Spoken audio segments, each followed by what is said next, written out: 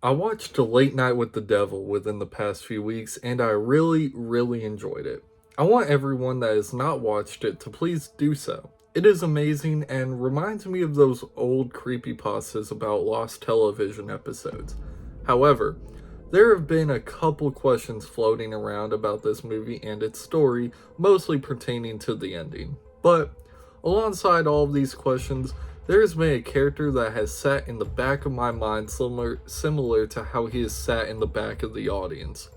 This skeleton costumed man has plagued my questions ever since his first appearance on screen.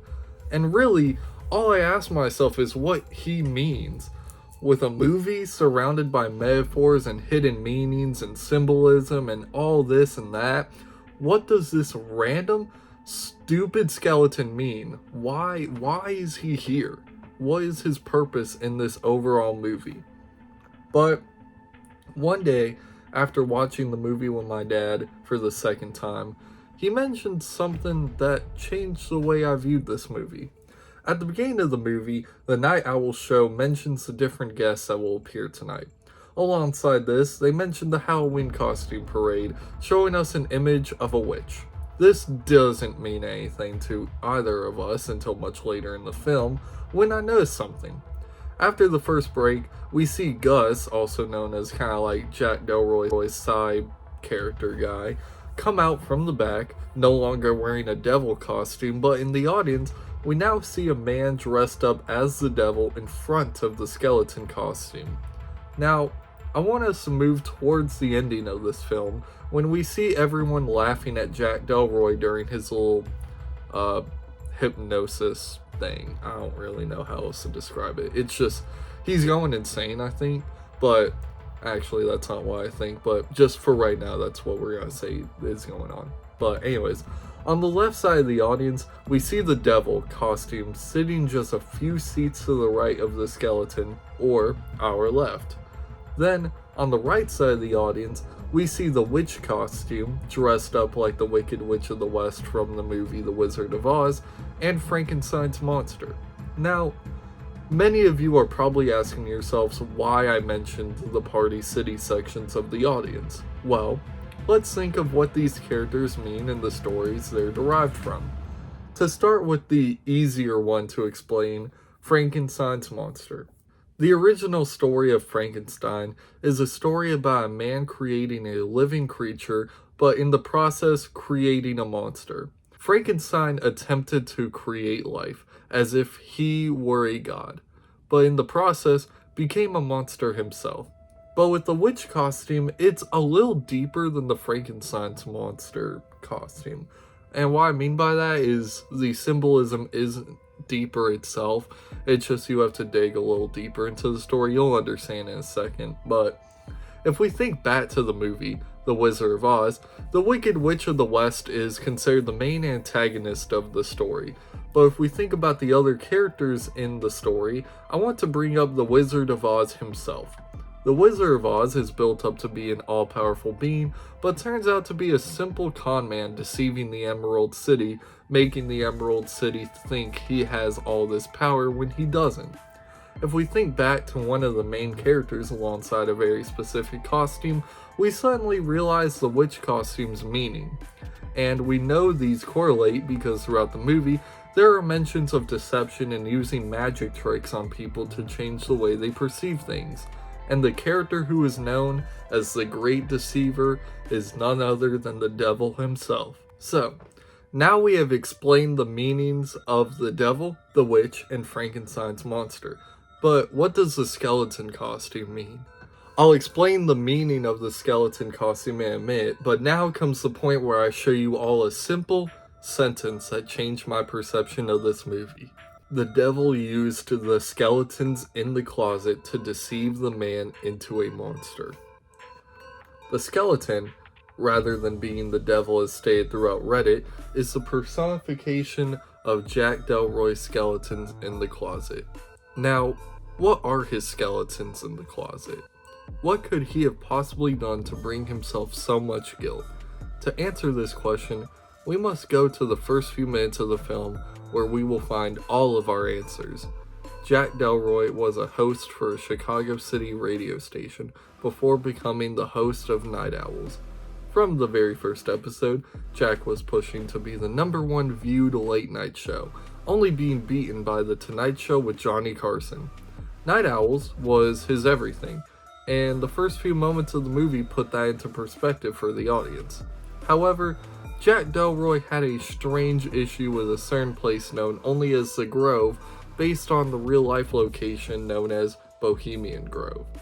Now, the Grove and Bohemian Grove are one and the same, both being all-men clubs established in the 1800s for the rich and elite members of society. Both locations, however, are rumored to be homes of cult activity. It is heavily emphasized that Jack Delroy, as shown at the end of the movie, possibly partook in this cult activity. His activity at the Grove could be considered a skeleton in the closet, which produces a sense of guilt for him. Now, I want to continue talking about the cult implications found within this film, but it wouldn't make sense structurally if I didn't take a slight detour and mention something else. That something else being Jack's wife, Madeline. Madeline and Jack have a very strong relationship, Jack spending most of his time outside of the Night Owl studio with his wife. One day, though, Madeline was diagnosed with terminal lung cancer, despite being a non-smoker. May will view this as the sacrifice that Jack made to the devil for his success, but it is within my belief that something else took her life. That something else being Jack Delroy himself. Jack Delroy is a smoker, similar to a majority of men within that time period of the 70s. We know that Jack himself is a smoker because in the second/third commercial break, we see Jack smoking a cigarette alongside several magazine photos of Jack holding a cigarette. And, if we look online, found within the CDC's website, we can see that, in quotes, adults who do not smoke and are exposed to secondhand smoke increase their risk of developing lung cancer by 20 to 30%. Secondhand smoke causes more than 7,300 lung cancer deaths each year among US adults who do not smoke. From these pieces of evidence, I think it is safe to assume that Jack participated, even if unknowingly, killed Madeline. And to make matters worse, I think Jack realized this after a short time. And while many people will say he didn't notice this, their evidence being him smoking in that second/third commercial break, I would like to bring up the fact that escaping the addiction of smoking is difficult according to today's standards, but near impossible in the 1970s. Also, during that time period, people were starting to realize that lung cancer was coming from these things.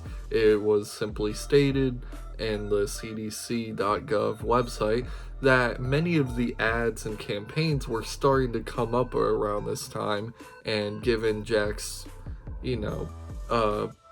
kind of influence and knowledge of the industry and where he was, it is not unbelievable that he would have heard about this at some point and probably could have connected the dots himself.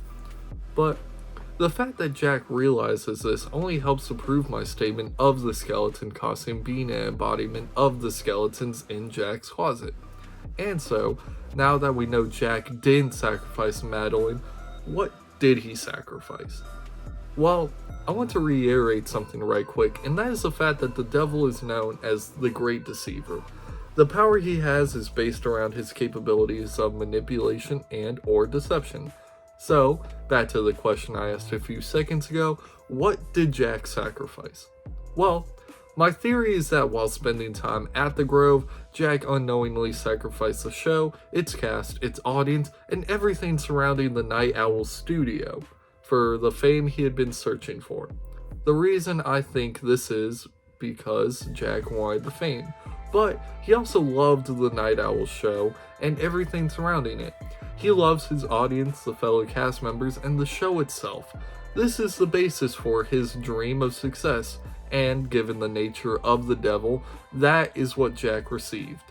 You see, after Madeline's death, Jack took a short break from Night Owls before eventually returning a month later. However, Night Owls was on a decline. It wasn't the same as it used to be, and its popularity diminished with every passing episode.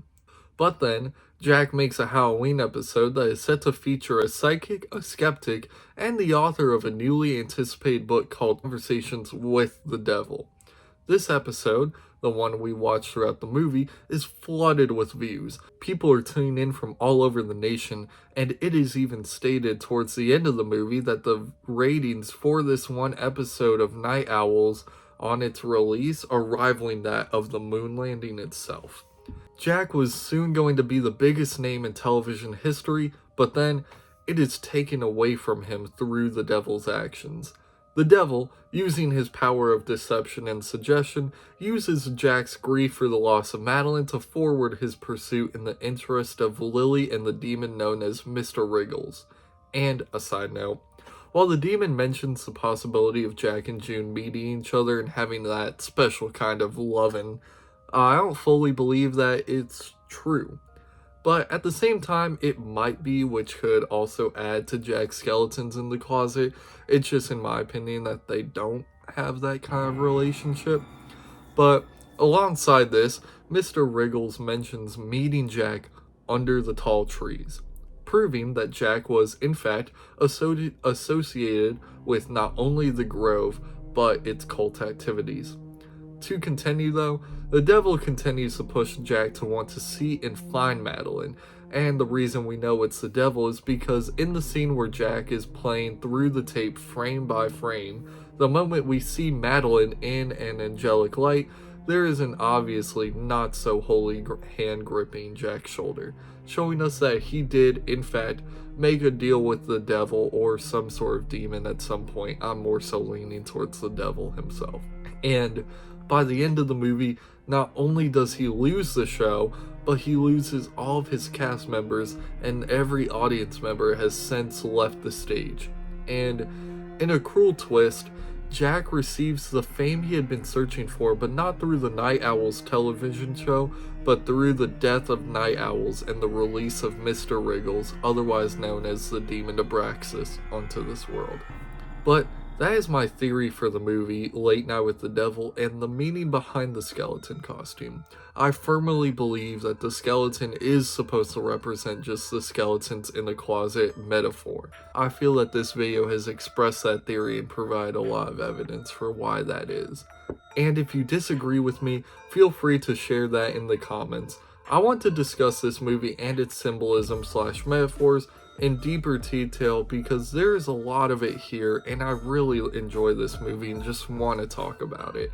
As stated before though, I enjoyed this movie and I found it to be a very intriguing take on this subject matter. And I hope that this video, if nothing else, at least captivates you into wanting to watch it. It was a really good movie and I know I keep saying it, but I really enjoyed it.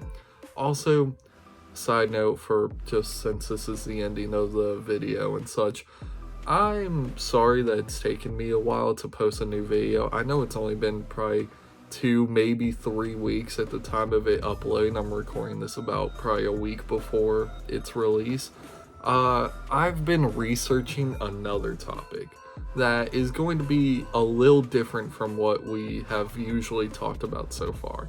And I wrote out the script in a different style, but then I messed it up and it just didn't work with me, so I had to rewrite the script, and it's taking a little longer.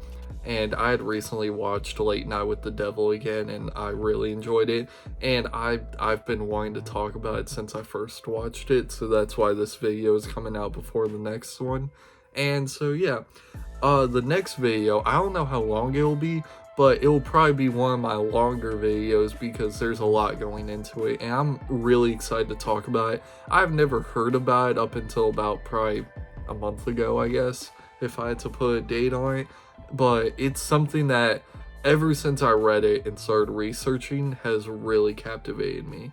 And so I'm really excited and I hope to see you all in the next video. But for now, thank you for watching.